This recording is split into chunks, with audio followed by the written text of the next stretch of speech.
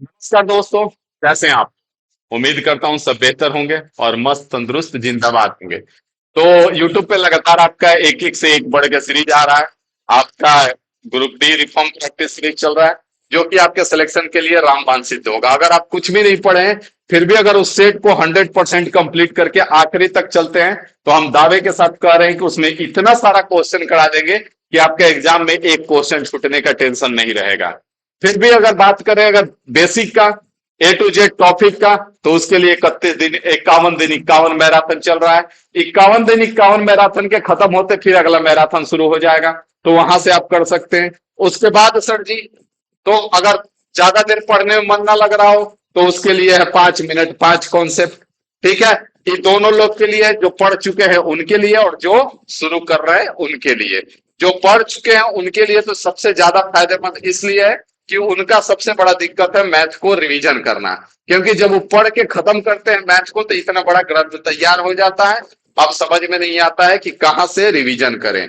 तो उनके लिए सबसे बेस्ट सेशन है खाना खाते समय खुद को इंटरटेन करना और इस सीरीज को देख करके 5 कॉन्सेप्ट रिवीजन करना।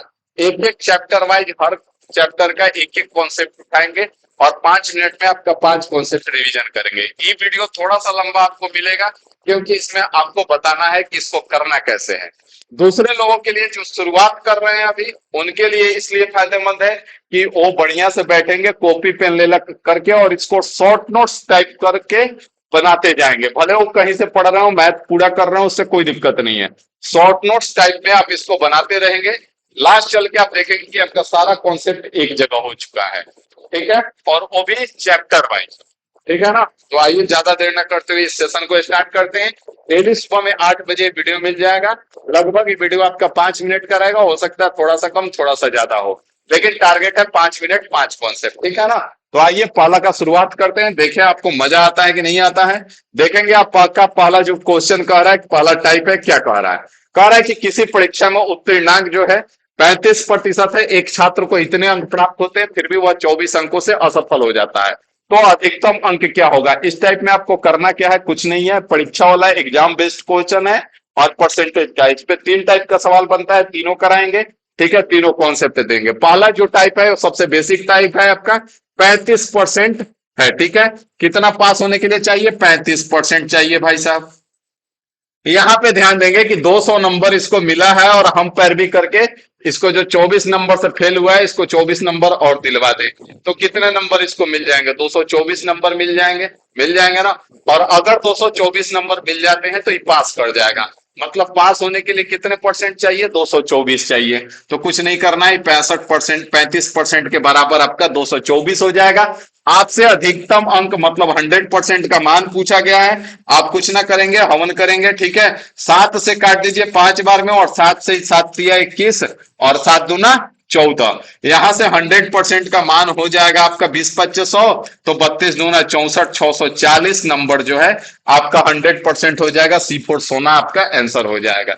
सबसे बेसिक टाइप है। अगला टाइप यहाँ पे ध्यान देंगे, अगला टाइप कहेगा कि इतना परसेंट लाने से इतने नंबर से फेल हो जाता है और इतना परसेंट लाने पे इतने नंबर से पास हो जाता है। आपको क्या करना है, जब भी इस टाइप से, यहाँ पे 2 टाइप का बनेगा, एक तो दोनों में, एक में फेल हो रहा है और एक में पास हो रहा है। दूसरा टाइप में कहेगा कि एक में फेल, दोनों में फेल हो जाएगा। ठीक है, तो यहाँ पे ध्यान देना है, अगर दोनों का केस अलग अलग है, जैसे यहाँ पे फेल हो रहा है और यहाँ पे उत्तीर्ण हो रहा है, तो आपको कुछ नहीं करना है, इस परसेंटेज का अंतर ले लेना है। परसेंटेज का अंतर कितने का है? 14% का है ना? 14% का है। और यहाँ पे इनको जोड़ देना है। जब ये अलग अलग रहेगा फेल और पास, तो इसको जोड़ देना है। तो 70 और 40 कितना हो जाएगा? 112 हो जाएगा। मतलब 14% का मतलब कितना है? 112 है।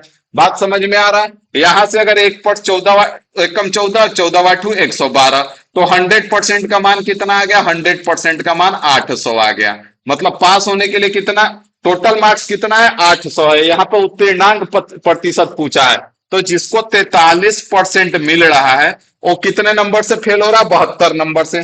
तो प्लस का अगर 72 नंबर दे दे, तो 72 को चेक कर लीजिए कितना परसेंट है, तो 72 बटे में 800 गुना में 100%।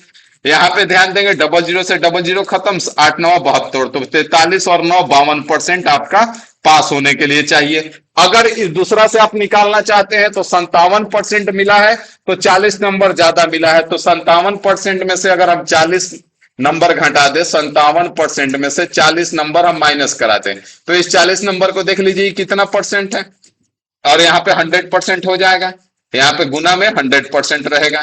कोई दिक्कत नहीं है, यहाँ से 40 से 20 बार में और 20 से ही 5 बार में 5% घटेगा तो भी आपका 52% आ जाएगा। तो 52% पास होने के लिए चाहिए। इसमें दो क्वेश्चन बनता है, एक तो अधिकतम अंक पूछ सकता है 800 हो जाएगा, अगर पासिंग मार्क्स पूछता है तो 52% हो जाएगा। दोनों में से कोई एक से निकाल लेंगे। अगला कॉन्सेप्ट कहता है, यहाँ पे ध्यान देंगे, दोनों में असफल हो रहा है। जब दोनों में असफल होगा तो भी आप यहाँ पे डिफरेंस लेंगे। कितने परसेंट का है? 13% का है। यहाँ पे क्या हो रहा है? तो यहाँ पे अब दोनों में असफल हो रहा है ना, तो इसको घटा देंगे, डिफरेंस ले लेंगे, यहाँ पे भी 52 हो जाएगा। 13 से एक बार में और 4 बार में 100% आपका कितना हो गया? 100% गुरुजी 400 हो गया। ठीक है, 400 हो गया। उत्तीर्णांक प्रतिशत चाहिए, 28% नंबर मिला है, तो कितना से फेल हुआ? 58 से। तो प्लस का 58 कर दीजिए, मतलब यहाँ पे बट्टे में 400 और गुना में 100% कर लीजिए भाई साहब। डबल जीरो से डबल जीरो खत्म, दो से दो बार में और दो से ही 29 बार में, और 29% का मतलब कितना हो जाएगा? 14 दूना 28, 14.5%। तो 28% प्लस का 14.5%, तो 28 4 32, 10 42, 42.5% आपका आंसर हो जाएगा। 42.5%। आप दूसरा से भी निकाल सकते हैं, यहाँ पे 41% है, 41% और प्लस का 6 करेंगे, मतलब 6 का परसेंटेज देख लेंगे, तो यहाँ पे गुना में 100% हो जाएगा।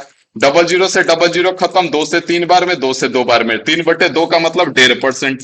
तो 41% प्लस 1.5% कितना हो जाएगा? 42.5%। इसमें भी आपसे दो क्वेश्चन पूछ सकता है, टोटल मार्क्स पूछ सकता है जो कि 400 है।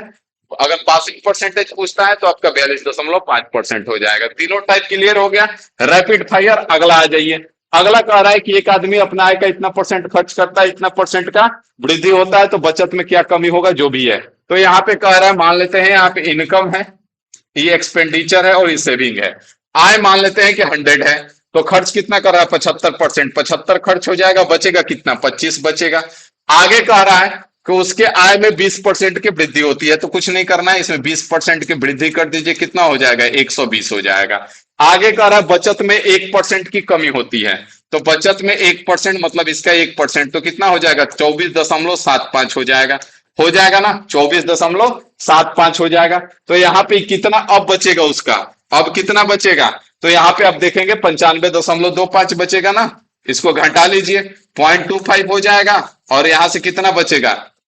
119 में से 24 घटा दीजिए। 119 में से अगर आप 24 घटाते हैं तो यहाँ 5 और यहाँ 95, तो 95.25 अब उसका खर्च है। तो पहले 75 था, अब 95.25 है, कितना बढ़ गया? तो 20.25 बढ़ गया, और कितने बढ़ा? 75 में, और गुना में 100% हो जाएगा। बस बात खत्म। इसको हटाइए, बटे में 100 आ जाएगा। 100 से 100 कैंसिल, 25 से 3 बार में, और 25 हुआ 200, और 25 से कम 25, 3 से 27 बार में, मतलब कितने परसेंट का वृद्धि हो गया? 27% का वृद्धि हो गया, जो कि ऑप्शन ए में है। बात समझ में आ गया? अगला आ जाइए, अगला देख लीजिए, लास्ट कॉन्सेप्ट कह रहा है इसका वेतन का योग इतना है, अपने वेतन का इतना परसेंट खर्च करता है, और बी अपने वेतन का इतना परसेंट खर्च करता है।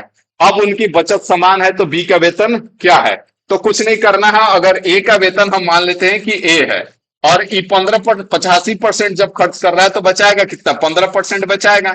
बचाएगा ना, तो ए अपना 15% बचा रहा है। बी का वेतन हम मान लेते हैं बी है, और जब ये 70% खर्च कर रहा है, तो बचाएगा कितना? 30% बचाएगा। और दोनों का बचत समान है, बराबर हो जाएगा, परसेंटेज से परसेंटेज खत्म।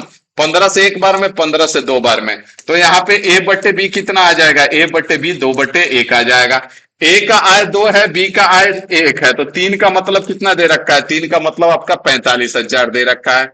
45,000 है, कितना गुना है? 15,000 गुना है। तो आपसे क्या पूछा है? बी का मतलब 1 का मान पूछा है, तो 1 का मान 15,000 हो जाएगा, जो कि ऑप्शन डी में है।